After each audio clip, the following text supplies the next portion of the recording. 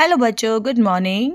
कैसे हैं आप लोग? उम्मीद करती हूँ सब अपनी पढ़ाई बहुत अच्छे से कर रहे होंगे। एग्ज़ाम कुछ स्टेट्स में हो चुका है एनएमएमएस का और कुछ में भी होना बाकी है, तो सभी बच्चे अपनी तैयारी कर रहे होंगे। हम आपको बता दें कि हम अपनी अनोखा प्रयास पुस्तक की ऑनलाइन सीरीज़ आप लोगों के लिए लेकर आए हैं। अभी आज चल रहा है जनरल साइंस का पार्ट, सामान्य विज्ञान और अनोखा प्रयास के अलावा और एनएमएमएस के अलावा बाकी एग्ज़ाम्स जो होते हैं कॉम्पिटिटिव एग्ज़ाम, उनमें भी यह बहुत ही यूज़फुल होगा आप लोगों के लिए।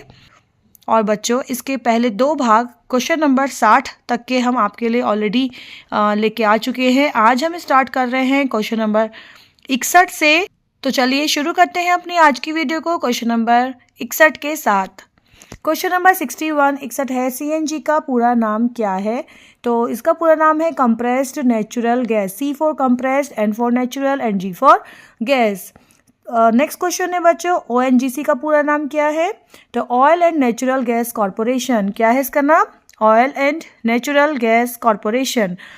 क्वेश्चन नंबर 63 है, उद्योगों के क्षेत्र में देश को अग्रणी बनाने के लिए किस योजना को शुरू किया गया है? Answer is make in India. Question number 64 है, सरकार की आम नागरिकों के लिए उपलब्ध सुविधाओं को इंटरनेट के माध्यम से उपलब्ध कराना क्या कहलाता है? तो यह कहलाता है ई गवर्नेंस या ई शासन। अगला क्वेश्चन है बच्चों, एनईजीपी की शुरुआत कब हुई थी? तो आंसर इज 18 मई 2006 में। 66 मतलब 66वां क्वेश्चन है, एल्यूमिनियम उद्योगों के कारखानों के नाम लिखिए। तो एल्यूमिनियम उद्योग के हैं BALCO, HINDAL, CON, NALCO। अगला क्वेश्चन है बच्चों, ई कॉमर्स कंपनियों के नाम लिखिए। तो हम आजकल बहुत ऑनलाइन शॉपिंग करते हैं, तो वो ई कॉमर्स कंपनीज ही हैं और कुछ एग्जांपल हैं उनके, फ्लिपकार्ट, स्नैपडील, अमेज़ॉन। ये बहुत ही फेमस ई कॉमर्स कंपनियां हैं जिनसे हम शॉपिंग भी करते हैं। अगला क्वेश्चन है, इनसेट का पूरा नाम। इनसेट का पूरा नाम है इंडियन नेशनल सैटेलाइट। अगला प्रश्न है बच्चों 69, PSLV का पूरा नाम लिखिए। तो PSLV का पूरा नाम है polar satellite launch vehicle. GSLV का पूरा नाम, तो इसका नाम है जियो सिंक्रोनस लॉन्च व्हीकल। MRI का पूरा नाम मैग्नेटिक रेजोनेंस इमेजिंग। भारत की सुपरसोनिक मिसाइल का नाम लिखिए। तो इसका आंसर है ब्रह्मोस। धीमी गति से होने वाले परिवर्तन को क्या कहते हैं? मंद परिवर्तन, क्योंकि मंद माने धीरे होता है, तो धीमी गति से होने वाला परिवर्तन मंद परिवर्तन कहलाता है। 74वां प्रश्न है, तेज गति से होने वाले परिवर्तन को क्या कहते हैं? तो इसको बोलेंगे हम तीव्र परिवर्तन, जो कि तेज गति से हो रहे हैं।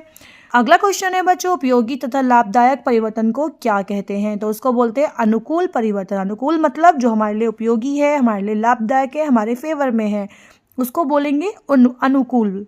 तो परिवर्तन कहलाएगा अनुकूल परिवर्तन। 76वां प्रश्न है, अनुपयोगी तथा हानिकारक परिवर्तन को क्या कहते हैं? तो इसका आंसर है प्रतिकूल परिवर्तन, क्योंकि प्रतिकूल का मतलब ये जो हमारे अगेंस्ट हो, हमारे लिए हानिकारक हो, तो वह कहलाएगा प्रतिकूल परिवर्तन। 77वां प्रश्न है बच्चों, निश्चित समय पर लगातार होने वाले परिवर्तन को क्या कहते हैं? तो जो निश्चित समय पर हो रहा है उसे बोलेंगे हम नियमित परिवर्तन। जैसे कि दिन और रात, आपको पता है कि पहले दिन होगा तो रात होगी, उसके बाद फिर दिन होगा, फिर रात होगी, फिर दिन होगा, फिर रात होगी, तो यह नियमित परिवर्तन में आएगा, क्योंकि जिसका नियम निश्चित है। अगला प्रश्न है बच्चों, विपरिवर्तन क्या कहलाते हैं जिनका समय निश्चित नहीं होता है? तो आंसर इज अनियमित परिवर्तन। ये इसका अपोजिट ही है, जिसका समय निश्चित है वो नियमित परिवर्तन और जिसका समय निश्चित नहीं है वो अनियमित परिवर्तन कहलाता है। 79वां प्रश्न है, किस प्रकार के परिवर्तन में पदार्थ का रूप बदल जाता है परंतु कोई नया पदार्थ नहीं बनता? तो आंसर इज भौतिक परिवर्तन। तो इसका सबसे अच्छा जो याद करने का तरीका है वो यही है कि कोई नया पदार्थ नहीं बनेगा। जैसे कि मोम का पिघलना, मोम पिघला लेकिन रहेगा तो मोम ही ना, वो मोम से कुछ और तो नहीं बन रहा है, तो वह उसका भौतिक परिवर्तन है। 80वां प्रश्न है बच्चों, किसी प्रकार के परिवर्तन में नया पदार्थ बनता है? आंसर इज रासायनिक परिवर्तन। जैसे मोमबत्ती का जलना, क्योंकि मोमबत्ती जली तो जलने के बाद वो क्या बन जाएगा? प्रकाश बन जाएगा, उसका ऊष्मा बन जाएगी उसकी, लेकिन वो चेंज हो गया है, गैस बन गया है, तो इसलिए वहाँ पर आएगा आपका रासायनिक परिवर्तन। अब अगला क्वेश्चन देखिए, यही है कि मोमबत्ती का जलना किस प्रकार का परिवर्तन है? रासायनिक। मनुष्य द्वारा किए गए परिवर्तन क्या कहलाते हैं? तो आंसर इज कृत्रिम परिवर्तन।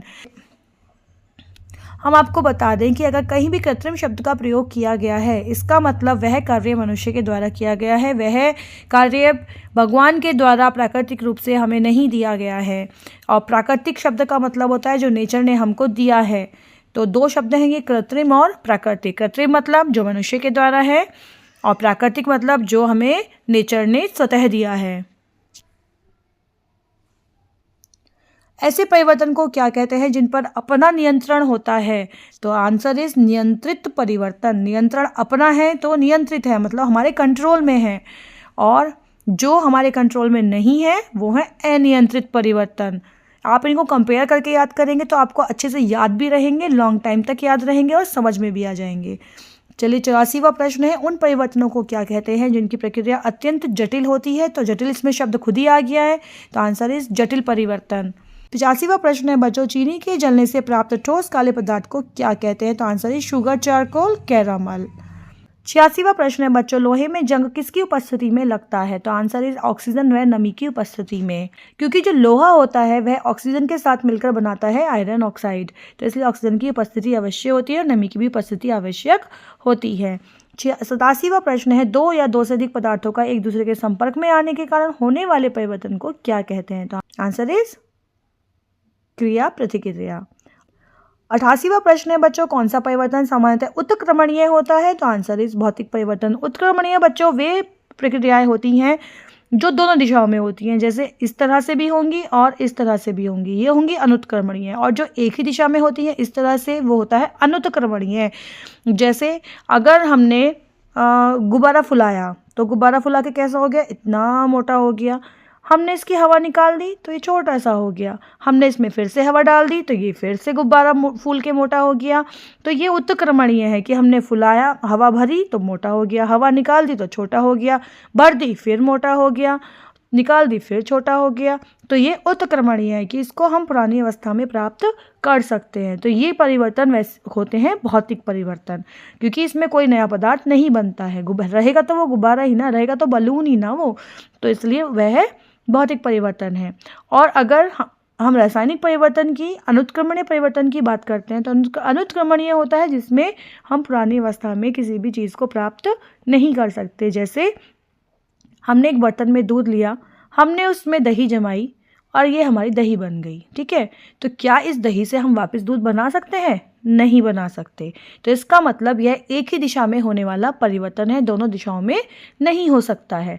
तो इसलिए यह होगा अनुत्क्रमणीय परिवर्तन, और यह परिवर्तन जो कहलाता है ये होता है रासायनिक परिवर्तन, क्योंकि रासायनिक परिवर्तन एक ही दिशा में होता है।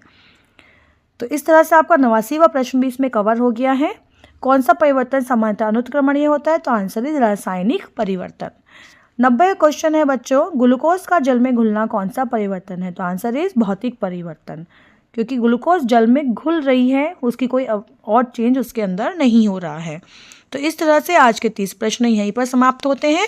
ये भाग 3 था, और भाग 4 के साथ हम अगले फ्राइडे को सुबह 10 बजे आपसे फिर इसी चैनल पर मिलेंगे। तब तक के लिए thank you and keep your study very well.